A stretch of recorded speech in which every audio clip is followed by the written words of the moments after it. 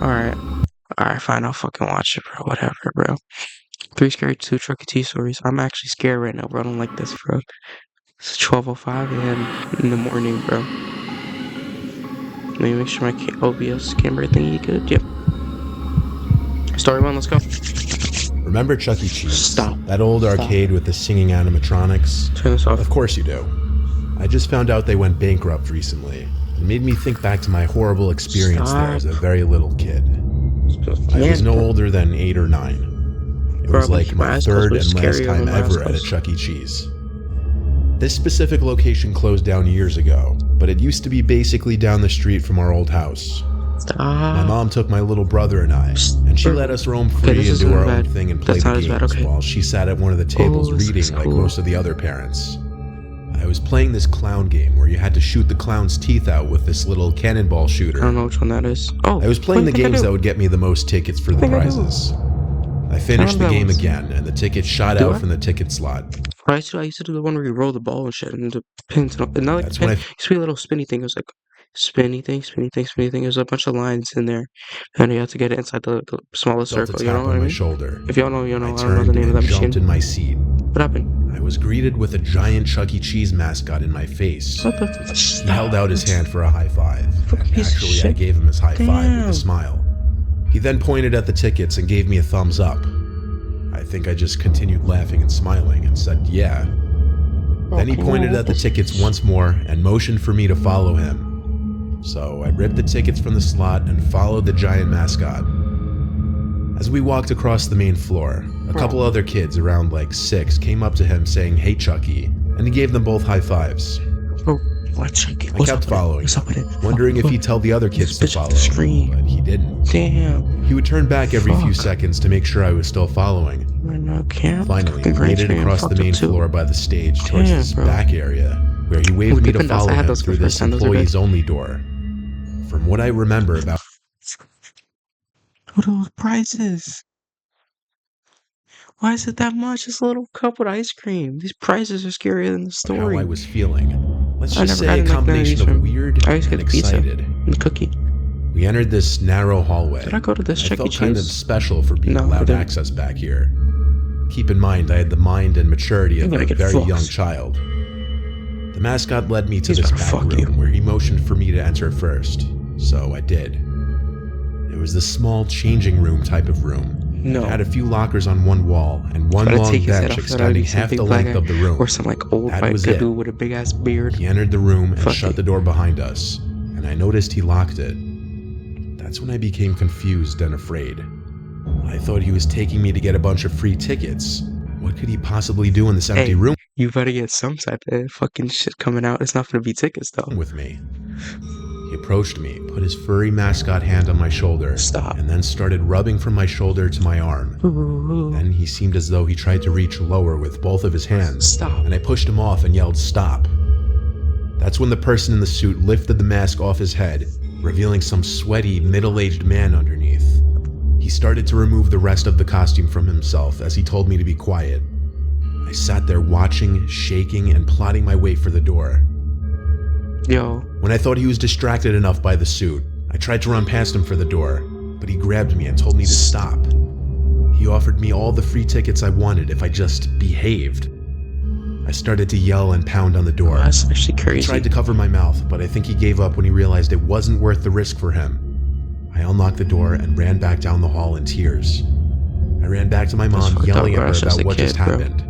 She was If I think about it, bro, like, not kids, but like, I wonder, can like, say like me, like willingly, can I willingly get fucked by like a Chuck E. Cheese mascot dude for infinite tickets? Would that work? Draw it. I went right to the front desk. The girl at the front desk seemed to be in a panic as well, and I think she called for her supervisor. Pretty soon, all the music was stopped, and the place was put into a lockdown of sorts, where all the kids were to go to their parents. A bunch of workers ran to the back section, and eventually police showed up outside. I had to give my whole story to a crowd of like 6 people, and I was extremely nervous. The man in the Chuck E. suit was some random creep who snuck into the back section of the building to dress in one of the suits and apparently lure children to the back. Realizing and looking back at that now as a grown adult is disturbing and disgusting. Bro. That I was the victim of a predator. Bro, stop showing his face. Never found out if that monster was This caught. fucking scary ass dude. Yeah. Please don't be. Okay, I that's used fine. to work for Chuck E. Cheese scary, very bro. briefly when I was 21 years old. I was one of the janitors / maintenance workers. I know, not very awe-inspiring. Yeah. I was broke as hell and needed money. That's heck. All my job really entailed was cleaning tables and keeping the play areas generally I'm trying to say clean. it. Sounds easy, but there was never really a time to just sit and take a breath. There was always something to clean or take care of. I would also be in charge of turning on and off the animatronics, opening the stage curtains, fixing busted arcade machines, and things of that nature. Stop. My shifts would always be later. Bro, why does Chucky look so scary now? He was not that scary to me as a kid, bro. I guess 4 to it's 10 p.m. My location closed at 8 on weekdays and 9 on weekends. I would stay an hour, sometimes 2 hours after to get the place in top shape ready for the next day. So this one night, I was working past close like I usually did. Everyone had already left the building, including the other workers, so I was the last one in the building. I was dragging my cleaning cart around the arcade area. I had already turned off all the game machines. I was by that space-themed arcade machine where you had to press the button at the right moment to stop the light on the jackpot board. I don't know what that means. As I was passing by this machine, space-themed music suddenly emits from the machine at a very loud volume, and all the lights start flashing again. I felt like my heart was in my throat. That's how much it startled me. I fiddled with my keys to access the control port of the machine to turn it off again. I'd never seen anything like that happen before. It suddenly just freaked me out. Only because I was all alone in that big building pretty late at night. The weirdness didn't stop there though. By this point in the night, I had already shut down the animatronics on the stage. So when I heard Chucky's pre-recorded laugh break the silence of the room, my heart started pounding again.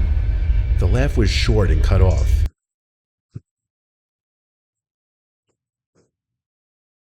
Bro, stop. This is a fucking audio story. There is no fucking reason I should be getting jump scared in a audio story. Stop. This shit happens again. I'm clicking off the fucking video.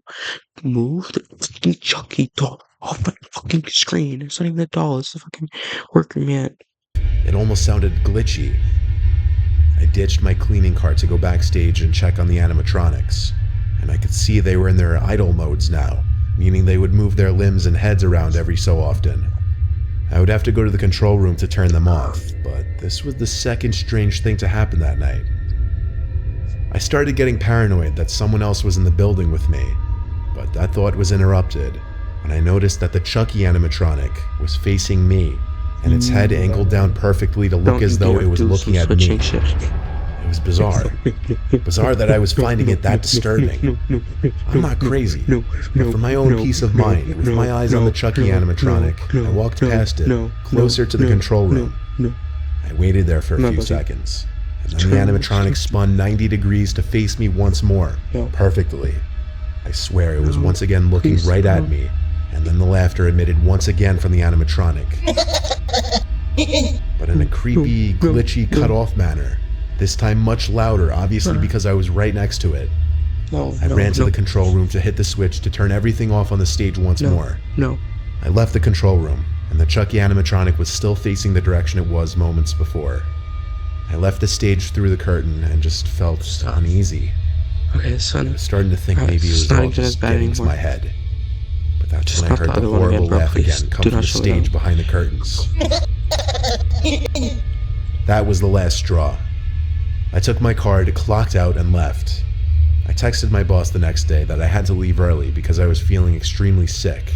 He said it wasn't a problem, but he never mentioned anything about the animatronics being left on. And when I asked him if the animatronics had some kind of motion detecting feature to look at people, he said no, they didn't. I'm not the most superstitious guy, but I firmly believe I wasn't the only presence in that building that night. And I don't mean there was another person in there. Okay. Bro, it's only 3 stories here.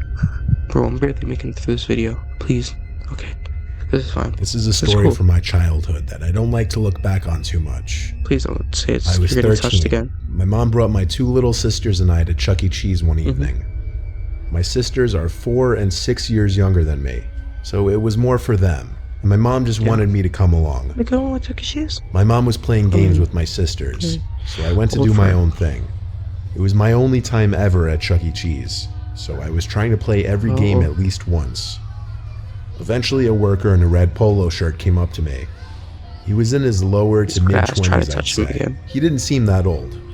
He asked me if I wanted some more tokens. I said, yeah, sure. He told me to follow him. He led me through this sketchy back door which led to a back exit. I asked him where he was leading me. He said to his truck. He told me Nigga, or that ass. Not to tell anyone, but that he had access to all the tokens he wanted and just kept piles of them in his car. I stopped following when I realized he was leading me to his car. I told him my mom would be mad. He tried to push that I follow him a little more, but gave up.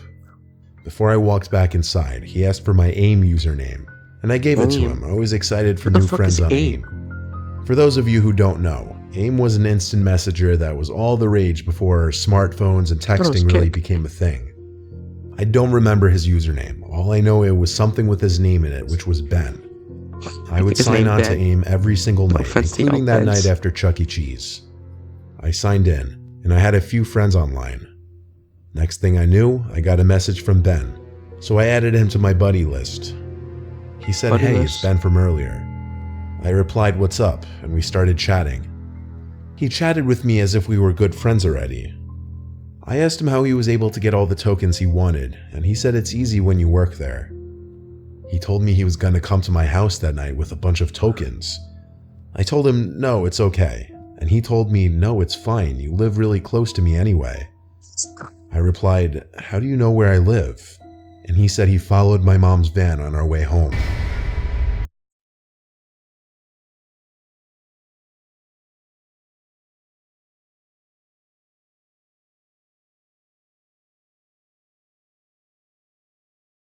I blocked his account immediately. Okay, thank you. I was beyond scared. I told my friends about it on AIM. Some of them said I should tell my parents or call the police. Tell your mom. But I waited. Maybe he was bluffing. But no, he wasn't. I heard a truck pull up outside through my open window. I looked out the window and saw the black truck that Ben guy was leading me towards earlier. I saw him get out from the truck, and I know he spotted me because he started walking over to my window. I pulled the window in and locked it, and then shut the blind. By that point, he was already halfway to my window, and he was waving his arms at me. The fuck is this? I ran to my mom to tell her. She didn't find it funny, thinking I was kidding at first. But I convinced her after she looked out the window and saw the black truck begin to speed down the road. My mom wanted me to show her the AIM conversation, but I couldn't, as I had deleted him off my buddy list and blocked him. My parents called the police, of course, but that was just for peace of mind. They couldn't do anything besides make a report. The next day, my mom called the Chuck E. Cheese and asked about a Ben. They said they had no Bens who worked there. There were also no employees matching that guy's description. The Chuck E. Cheese eventually handed the CCTV footage from the day before to the police department for an investigation, which turned up no results. My family never went to a Chuck E. Cheese ever again. Hey bro, I'm turning this shit off, bro. This is scary as fuck. It should not be this scary. I'm sorry, yo.